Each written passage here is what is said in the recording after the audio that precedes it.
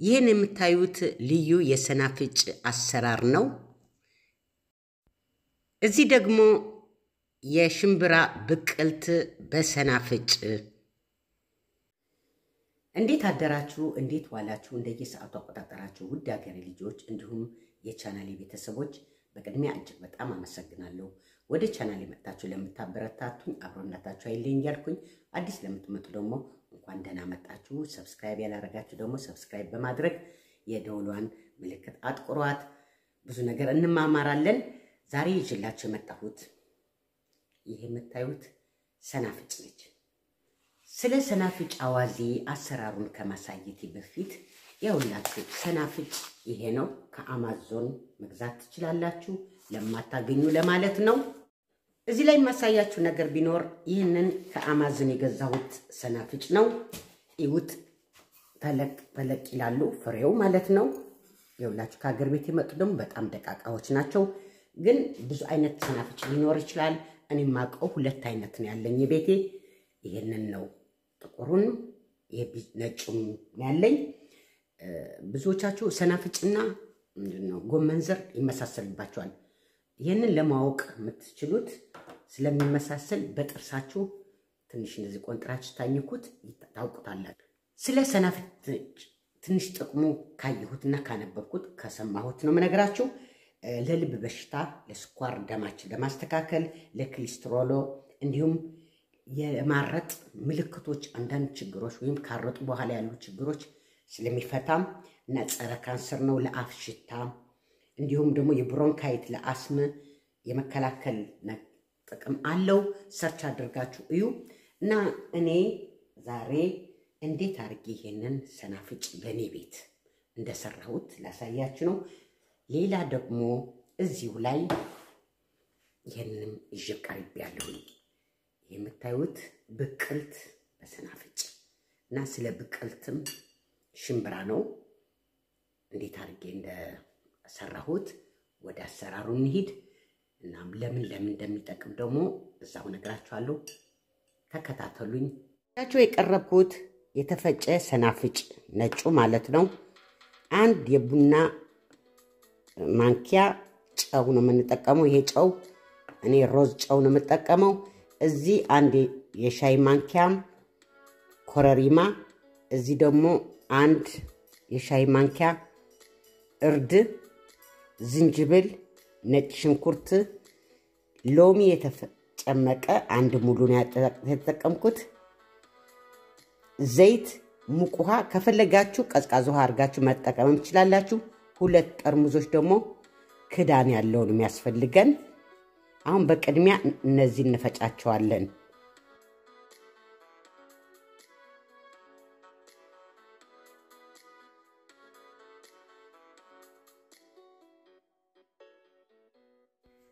እዚህ ላይ ትንሽ ሙቅ ውሃ ጨምሬ ነው በጥብጬ የምጨምቀው። እናንተ ቀዝቃዛ ውሃ ማድረግ ትችላላችሁ።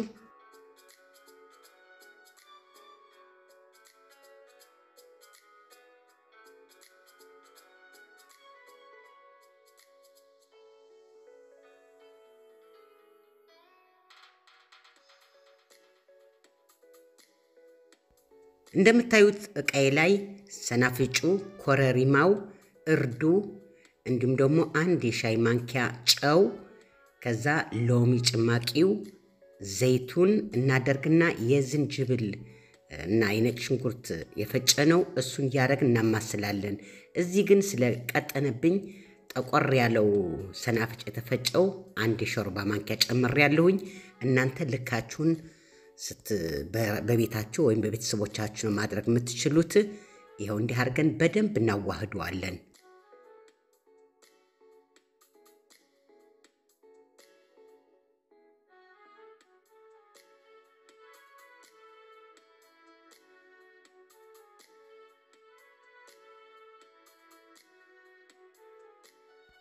አሁን እቃችን ላይ ጠርሙስ መሆን አለበት። እዛ እየሞላሁን ያለሁት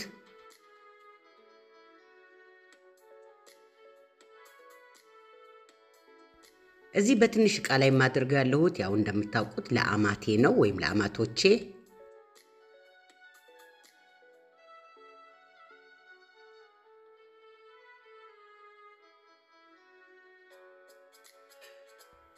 አሁን እንደምታዩት የሽምብራ ብቅልት እየደባለቅኩ ነው ያለሁት።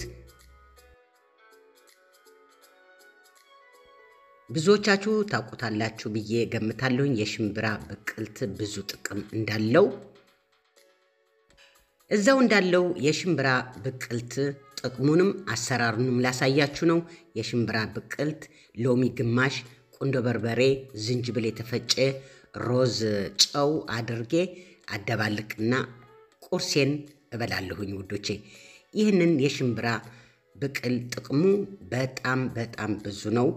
ደም ማነስ ላለባችሁ፣ ኃይል የለንም ለምትሉ፣ ለአንጓና ለብግነት ይጠቅማል።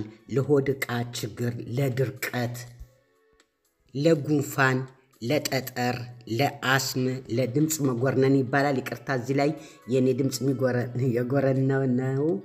በሜኖፓውዝ ወይም እረጣ ከገባሁ ጀምሮ የጉሮሮ ችግር እንዳለብኝ ነግሮኛል ሐኪም። ግን በተቻለኝ አቅም እየሞከርኩ ነው ያለሁት እና ይሄንን የሽምብራ ብዙ ነገር ጥቅም ስላለው እንዲያረጋችሁ ብትበሉ በይበልጥ ጠዋት ድካም አለብን ለምትሉ ሰዎች እኔ ይሄንን እላቸዋለሁ። በእውነት ሞከሩት እና ለተውከት፣ ለተቅማጥ እንዲሁም ለፊንጢጣ ኪንታሮት እና ተነግሮ አያልቅም። በይበልጥ ደግሞ ለትላትል ሆዳችን ዲቶክስ እንደሚያደርገን አትርሱ። ሰርች አድርጉ። ይሄ እንደዚህ አድርጋችሁ ጧት ብሉ ውላችኋለሁ። ይኸውላችሁ ጽጌ እንደዚህ እያረኩኝ እየበላሁ ነው ያለሁት።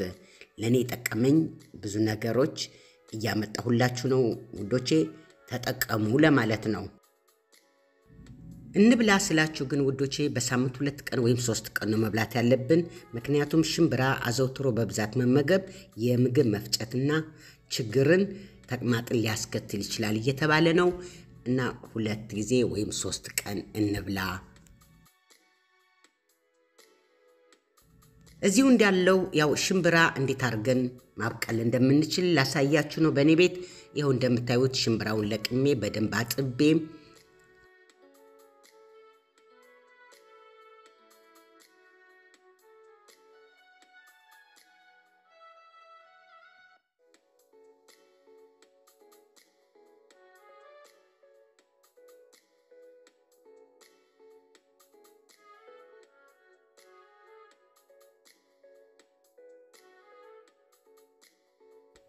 ዘፍዝፌ ለ2 ቀን እተዋለሁ ሸፍኜ ማለት ነው።